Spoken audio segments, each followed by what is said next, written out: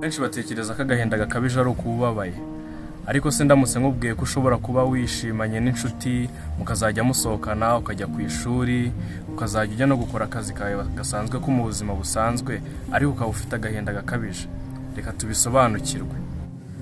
Agahinda gakabije ni indwara yo mu mutwe igira ingaruka mbi ku mitekerereze, imyitwarire n'imikorere ya buri munsi, ndetse ntitwakibagirwa n'amarangamutima. Depression cyangwa se agahinda gakabije ntabwo ari ubunebwe, ntabwo ari intege nke, ndetse nta nubwo ari icyaha, kuko yafata umuntu uwo ari we wese. Ubundi reka tubanze turebe ngo agahinda gakabije gaterwa n'iki.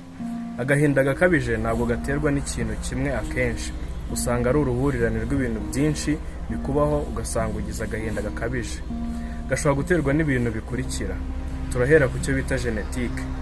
Genetike ishobora nayo kuba yagutera agahinda gakabije, ariko bidasobanuye ko niba mu muryango wawe harimo abantu bagize agahinda gakabije byanze bikunze nawe ugomba kukagira.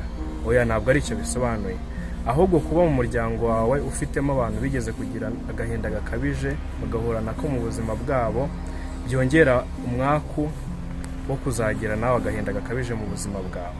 Reka tujye ku cya kabiri.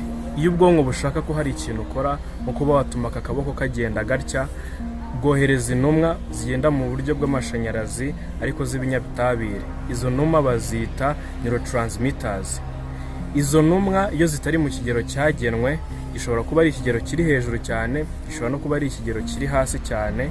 Iyo nyine izo ntumwa zitari mu kigero gihagije kugira ngo icyo kintu gikorwe, icyo gihe ugira ikibazo. Hari intumwa rero zishobora kuba zitari mu kigero gihagije cyangwa se ziri mu kigero gikeya, zishobora kuba zatuma ugira agahinda gakabije cyangwa se depression. Izo ntumwa z'ingenzi cyangwa se izo neurotransmitters dusangamo dopamine, norepinephrine na serotonin. Ibindi bintu bishobora gutera agahinda gakabije ni nk'ibibazo bishobora kubaho mu buzima.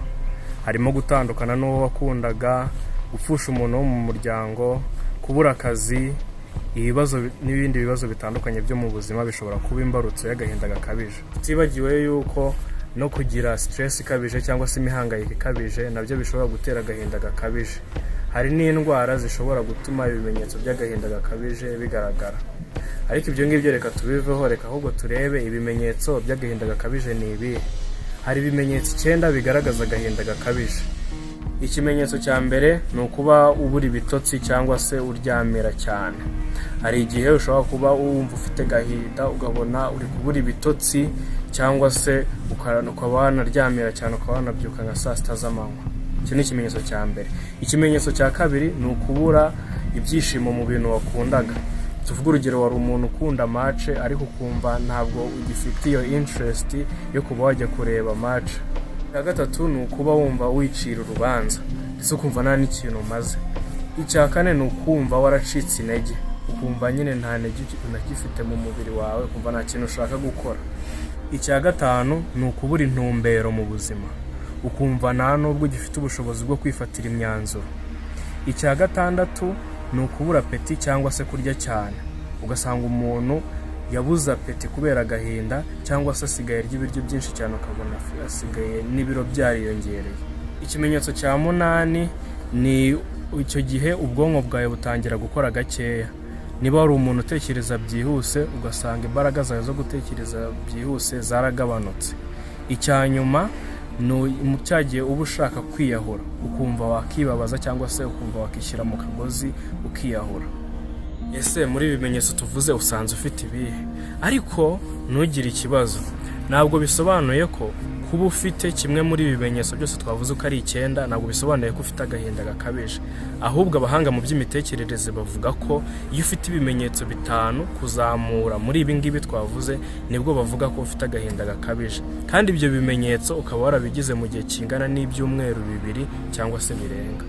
Bisobanuye ko niba waragize ibimenyetso mu gihe kingana wenda n'iminsi 3, mu gihe wari warahuye n'ikibazo kigukomereye, ukabigira nko mu minsi 3 bikahita birangira, cyangwa mu minsi 4 cyangwa mu minsi 5 bigahita birangira, ntabwo ibyo bisobanuye ko wagize agahinda gakabije.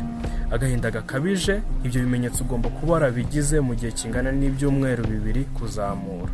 Ikintu abantu benshi rero batamenya ni iki ngiki. umuntu ashobora kuba afite agahinda gakabije ariko ukazajya ubona muracyacata ku mbuga nkoranyambaga, arakohereza amafoto, muraseka, ukabona ari gusabana na bagenzi be, ariko nyamara imbere muri we mu mutima hari kurwanirwamo urugamba rukomeye cyane.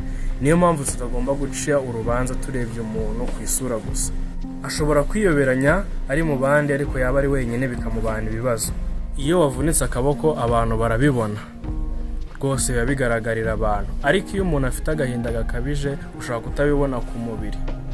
Umuntu rero ufite agahinda gakabije icyo aba akeneye cyane ni amatwi yawe, kumwumva ukamuha n'agaciro, kuko bishobora kuba intangiriro yo kuvurwa kwe. Ese nkaho umaze kureba ino video ubona ari icyo abantu bibeshya cyane ku gahinda gakabije? Byandike muri komenti, ubundi tuzahure muri video y'ubutaha. Ndabakunda cyane.